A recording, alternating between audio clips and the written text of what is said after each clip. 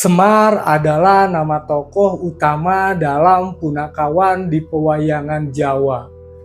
Tokoh ini dikisahkan sebagai pengasuh sekaligus penasehat para kesatria dalam pementasan Wiracarita, Mahabharata, dan Ramayana. Meski demikian, nama Semar tidak ditemukan dalam naskah asli kedua Wiracarita tersebut, karena tokoh ini merupakan ciptaan tulen pujangga Jawa. Semar memiliki bentuk fisik yang sangat unik, seolah-olah ia merupakan simbol penggambaran jagat raya. Tubuhnya yang bulat merupakan simbol dari bumi, tempat tinggal umat manusia dan makhluk lainnya. Semar selalu tersenyum, tetapi bermata sembab. Penggambaran ini sebagai simbol suka dan duka. Wajahnya tua, tetapi potongan rambutnya bergaya kuncung, seperti anak kecil. Sebagai simbol tua dan muda. Ia berkelamin laki-laki, tetapi memiliki payudara seperti perempuan. Sebagai simbol pria dan wanita. Ia penjelmaan dewa, tetapi hidup sebagai rakyat jelata. Sebagai simbol atasan dan bawahan. Menurut sejarawan Profesor Dr. Slamet Mulyana, tokoh Semar pertama kali ditemukan dalam karya sastra zaman Kerajaan Majapahit, berjudul Sudamala. Selain dalam bentuk kakawin, kisah Sudamala juga dipahat sebagai relief dalam Candi Sukuh yang berangka tahun 1437. Semar dikisahkan sebagai abdi atau hamba tokoh utama cerita tersebut, yaitu Sadewa dari keluarga Pandawa. Tentu saja peran Semar tidak hanya sebagai pengikut saja, melainkan juga sebagai pelontar humor untuk mencairkan suasana yang tegang. Pada zaman berikutnya, ketika kerajaan-kerajaan Islam berkembang di Pulau Jawa, pewayangan pun dipergunakan sebagai salah satu media dakwah. Kisah-kisah yang dipentaskan masih seputar Mahabharata yang saat itu sudah melekat kuat dalam memori masyarakat Jawa. Salah satu ulama yang terkenal sebagai ahli budaya, misalnya Sunan Kalijaga. Dalam pementasan wayang, tokoh Semar masih tetap dipertahankan keberadaannya, bahkan peran aktifnya lebih banyak daripada dalam kisah Sudamala. Dalam perkembangan selanjutnya, derajat Semar semakin meningkat lagi. Para pujangga Jawa dan karya-karya sastra mereka mengisahkan Semar bukan hanya sekedar rakyat jelata biasa, melainkan penjelmaan Batara Ismaya, kakak nomor 2 dari Batara Guru atau Sang Hyang Jagat Guru Pratingkah, Sang Hyang Batara Manikmaya, Sang Hyang Batara Nilakanta, yaitu Raja para Dewa dan Raja Tribuwana. Dalam naskah Purwacarita dikisahkan, Sang Hyang Tunggal menikah dengan Dewi Rekatawati, putri Sang Hyang Rekata Tatama. Dari perkawinan itu lahir sebutir telur yang bercahaya. Sang Hyang Tunggal dengan perasaan kesal membanting telur itu sehingga pecah menjadi 3 bagian, yaitu cangkang, putih, dan kuning telur. Ketiganya masing-masing menjelma menjadi laki-laki. Yang berasal dari cangkang diberi nama Antaga. Yang berasal dari putih telur diberi nama Ismaya. Sedangkan yang berasal dari kuningnya diberi nama Manikmaya. Pada suatu hari Antaga dan Ismaya berselisih karena masing-masing ingin menjadi pewaris tahta kahyangan. Keduanya pun mengadakan perlombaan menelan gunung. Antaga berusaha melahap gunung tersebut dengan sekali telan, namun justru mengalami kecelakaan. Mulutnya robek dan matanya melebar. Ismaya menggunakan cara lain, yaitu dengan memakan gunung tersebut sedikit demi sedikit. Setelah melewati beberapa hari, seluruh bagian gunung pun berpindah ke dalam perut Ismaya. Tetapi tidak berhasil ia keluarkan. Akibatnya sejak saat itu Ismaya pun bertubuh bulat. Sang Hyang Tunggal mengetahui ambisi dan keserakahan kedua putranya itu. Mereka pun dihukum menjadi manusia biasa dan harus turun ke dunia. Manikmaya yang kemudian diangkat sebagai Raja Kahyangan Tribhuwana, bergelar Batara Guru. Antaga dan Ismaya pun turun ke dunia. Masing-masing memakai nama Togog Tejomantri, mempunyai teman Bilung Saraswita yang ditugaskan untuk mengemong, mengasuh, atau menuntun bangsa yang berwatak serakah, bengis, kejam, angkara murka. Dan Semar ditugaskan untuk mengasuh, mengemong, menuntun para manusia satria yang mempunyai watak santun, berbudi pekerti, luhur. Dalam pewayangan dikisahkan Batara Ismaya sewaktu masih di Kahyangan sempat dijodohkan dengan sepupunya yang bernama Dewi Senggani. Dari perkawinan itu lahir 10 orang anak, yaitu Batara Wungkuhan, Batara Surya, Batara Chandra, Batara Patuk, Batara Temboro, Batara Siwah, Batara Kuwera, Batara Yamadipati, Batara Kamajaya, Batara Mahyanti, Batari Darmanastiti. Semar sebagai penjelmaan Ismaya mengabdi untuk pertama kali kepada Resi Manu Manasa, leluhur para Pandawa. Pada suatu hari Semar diserang oleh 2 ekor harimau berwarna merah dan putih. Manu Manasa memanah keduanya sehingga berubah ke wujud asli, yaitu sepasang bidadari bernama Kanastri dan Kaniraras. Berkat pertolongan Manu Manasa, kedua bidadari tersebut telah terbebas dari kutukan yang mereka jalani. Kanistri kemudian menjadi istri Semar dan biasa dipanggil dengan sebutan Kanastren. Sementara itu Kaniraras menjadi istri Manu Manasa dan namanya diganti menjadi Retnawati. Karena kakak perempuan Manu Manasa juga bernama Kaniraras. Dalam pewayangan Jawa Tengah, Semar selalu disertai oleh anak-anaknya, yaitu Gareng, Petruk, dan Bagong. Namun sesungguhnya ketiganya bukan anak kandung Semar. Gareng adalah putra seorang pendeta yang mengalami kutukan dan terbebas oleh Semar. Sedangkan Petruk adalah putra seorang raja bangsa Gandharawa, yaitu Prabu Gandawara Zabali. Sementara Bagong tercipta dari bayangan Semar berkat sabda sakti Sang Hyang Wenang. Dalam pewayangan Sunda, urutan anak-anak Semar adalah Cepot, Astrajingga, Dewala, dan Gareng. Sementara itu dalam pewayangan Jawa Timur, Semar hanya didampingi 1 orang anak saja, bernama Bagong, yang juga memiliki seorang anak bernama Besut. Semar merupakan tokoh pewayangan ciptaan pujangga lokal. Meskipun statusnya hanya sebagai abdi, tetapi keluhurannya sejajar dengan Prabu Kresna dalam kisah Mahabharata.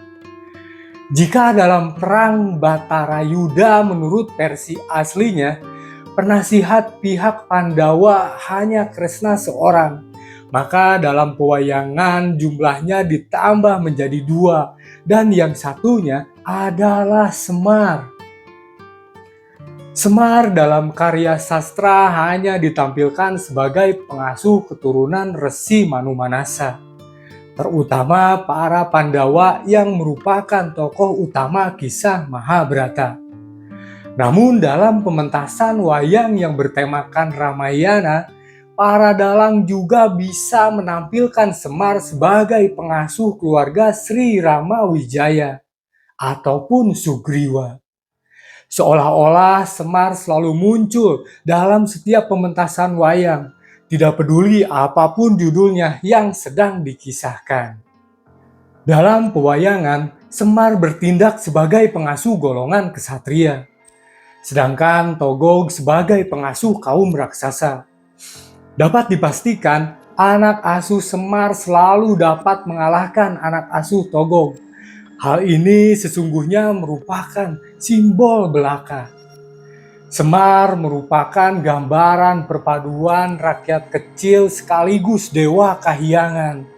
Jadi apabila pemerintah yang disimbolkan sebagai kaum kesatria asuhan Semar mendengar suara rakyat kecil yang bagaikan suara Tuhan, maka negara yang dipimpinnya pasti menjadi negara yang unggul dan sentosa. Oke Urbaner, selanjutnya mari kita bahas tentang penggambaran karakter Semar berdasarkan sejarah penyebaran Islam di Nusantara. Dalam dunia pewayangan, masyarakat sangat familiar dengan nama tokoh-tokoh seperti Semar, Gareng, Bagong, dan Petruk. Dalam budaya Jawa, keempat tokoh jenaka tersebut merupakan punakawan Pandawa. 4 bersaudara, pengiring kesatria Pandawa 5. Namun tak mungkin tak banyak yang tahu jika 4 karakter dalam pewayangan tersebut merupakan karya Sunan Kalijaga, yang awalnya digunakan sebagai sebuah metode dakwah dalam menyebarkan agama Islam di Nusantara. Penggubahan wayang dengan memasukkan nilai-nilai Islam dilakukan Sunan Kalijaga sekitar tahun 1443 Masehi. Di antara keempat tokoh di atas, sosok Semar menjadi tokoh sentral dalam pewayangan dan merupakan pemimpin ketiga tokoh lainnya. Secara Japanologi, Semar berarti Heseming, samar-samar. Sedangkan secara harafiah, Semar berarti sang penuntun makna kehidupan. Sosok Semar dikenal karakter yang arif dan bijaksana. Ia bisa bergaul dengan siapa saja, baik kalangan atas maupun kalangan bawah. Sosoknya yang sangat tanggap terhadap dinamika zaman dan idealitas atas prinsip kebenaran. Tatkala ditemukan ketidakadilan dan tindakan kesewenang-wenangan, maka ia dengan tegas melakukan tindakan preventif, persuasif, dan represif. Bahkan ia rela mempertaruhkan segalanya demi amanat yang diterimanya dari Sang Maha Kuasa. Ada beberapa simbol nilai religius pada sosok karakter kepemimpinan Semar, yaitu pertama, tangan kanan menunjuk ke atas, hablum minallah, dengan telunjuk tegak mengisyaratkan secara jelas ketauhidan atas pengakuan mengesahkan Allah. Apapun yang dilakukan dalam kehidupan, wujud penghambaan diri dan hanya karena Allah semata. Semua gerak hidup pemimpin harus wujud pengabdian dan merujuk pada aturan Sang Pencipta Allah Subhanahu wa Ta'ala. Bukan sebaliknya, menganggap diri yang patut disembah melalui berbagai variannya, dengan keangkuhan atas aturan yang dibuat. Kedua, tangan kiri di belakang, hablum minannas. Posisi ini mengisyaratkan bahwa apapun kebaikan yang dilakukan seorang pemimpin atau manusia secara umum sebaiknya disembunyikan agar tidak muncul ujub atas kebaikan yang dilakukan.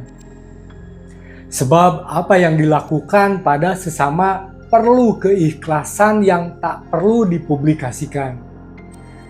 Bukan sebaliknya, semua yang dilakukan pada sesama, meski terkadang tak seberapa, dipublikasikan dan dipiralkan untuk mengangkat pamor dan elektabilitas diri agar diketahui semua orang.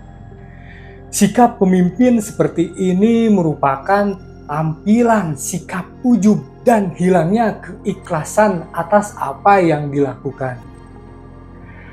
Ketiga, tangan kanan terlihat ke depan dan tangan kiri tersembunyi di belakang.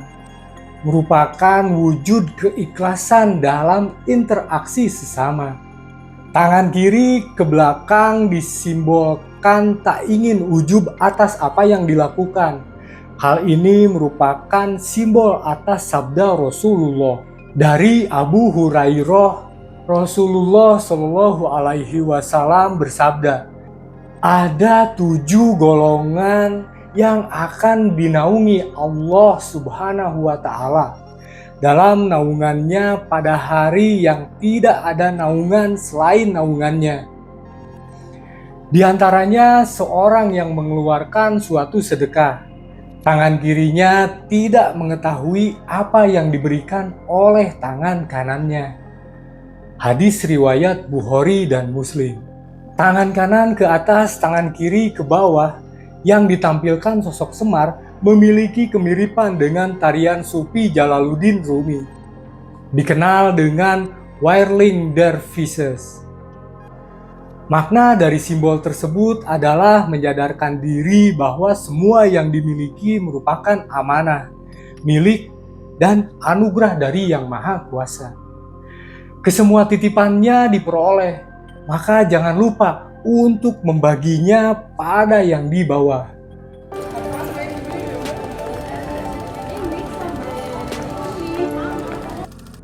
Hal ini mengingatkan manusia pada ajaran agama supaya tidak menjadi pribadi yang egois, serakah, lupa diri, tapi menjadi sosok pribadi yang selalu berbagi dan menyebarkan kebaikan pada seluruh alam semesta.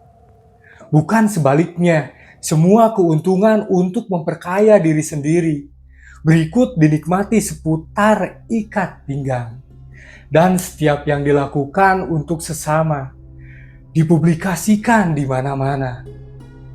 Keempat, memiliki kuncung rambut seperti anak-anak, tetapi berwajah tua.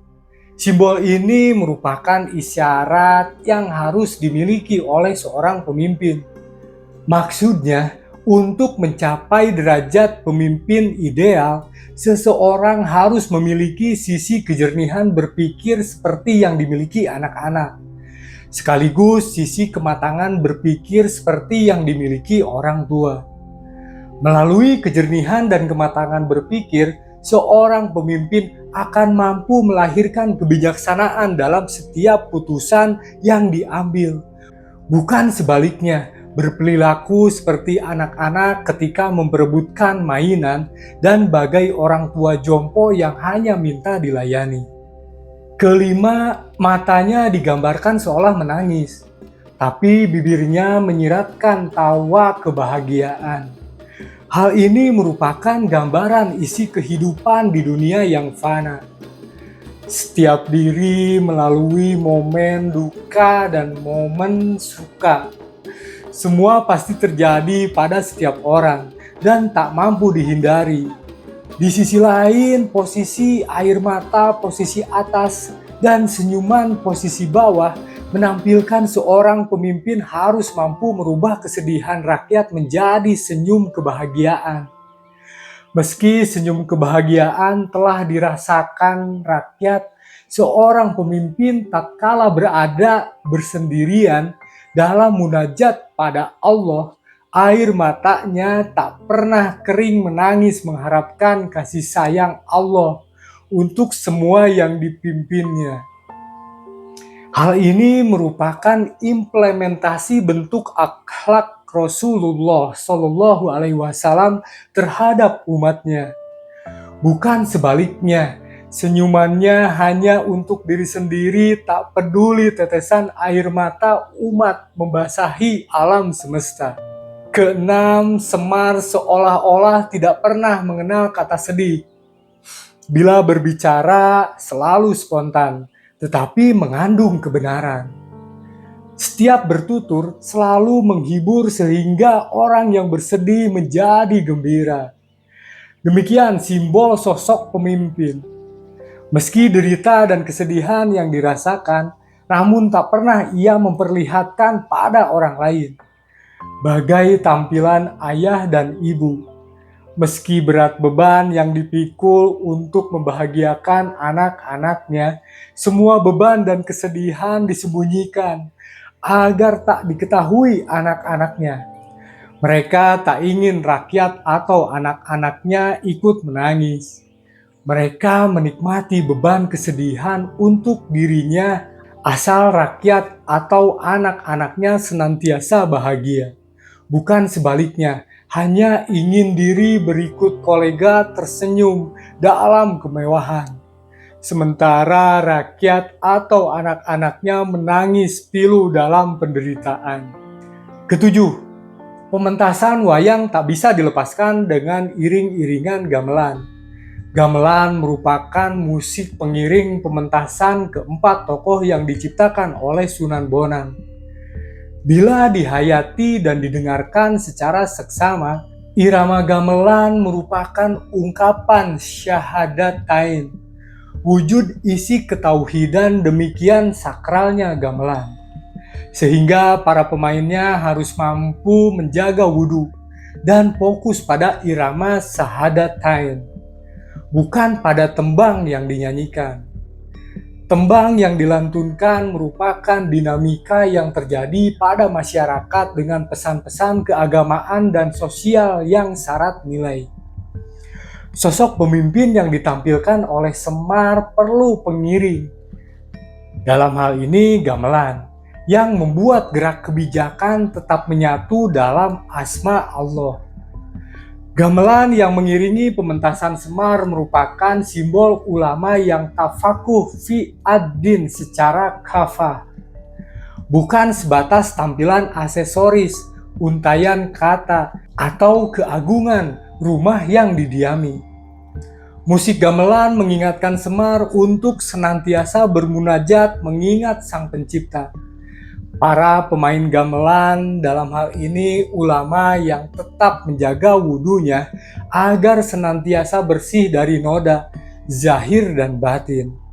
Bukan sebaliknya, suara musik yang masuk para pembisik yang melupakan pemimpin dari kebenaran ilahi.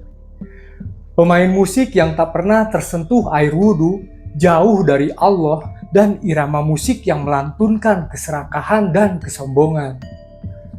Kedelapan, tokoh Semar, Gareng, Bagong, dan Petruk merupakan simbol 4 jenis nafsu pada manusia, yaitu nafsu mutmainah, lawamah, sufiah, dan amarah. Kesemua nafsu tersebut secara fitrah ada pada setiap diri.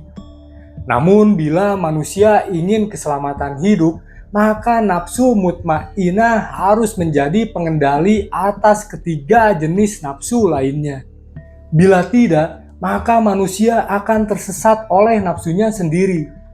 Hal yang sama pada tampilan keempat tokoh wayang di atas, menjadi indah dan penuh pesan tatkala hadirnya sosok Semar yang lebih dominan dalam interaksi keempat tokoh tersebut.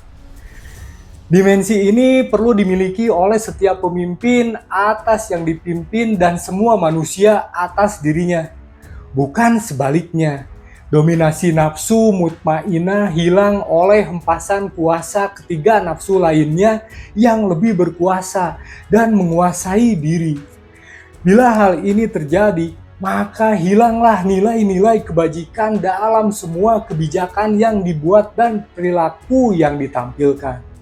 Kesembilan, jiwa kesatria Semar menampilkan sosok kesatria dan sahabat yang peduli.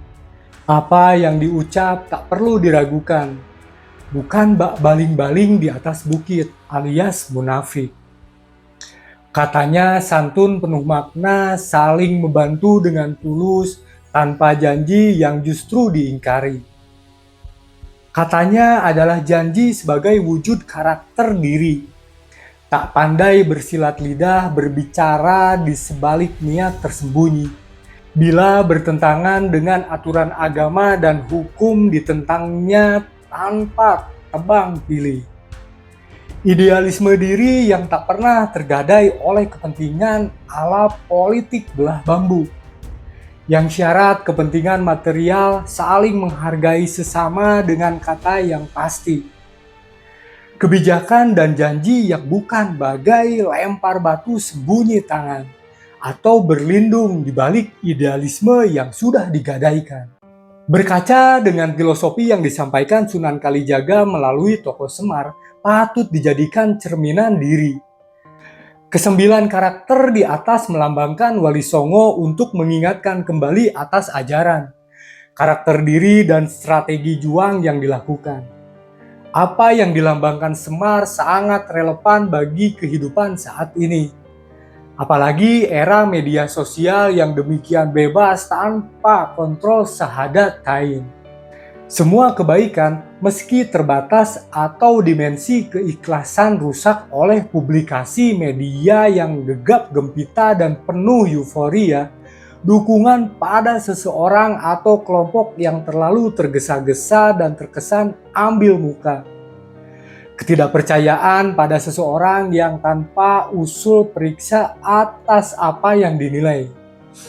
Kekecewaan yang diperlihatkan pada semua untuk mendapatkan simpatik dan mendiskreditkan lawan. Ketidaksenangan acapkali menjurus pada pembunuhan karakter. Kebencian dengan membuka aib sesama, sementara aib sendiri demikian lebar menganga. Semua aib tersaji dan mudah ditemukan di media sosial. Tergantung pilihan diri pada sosok tokoh wayang mana yang akan dominan ditampilkan. Atau ada sosok lain selain keempat tokoh di atas yang telah tampil pada manusia era 4.0.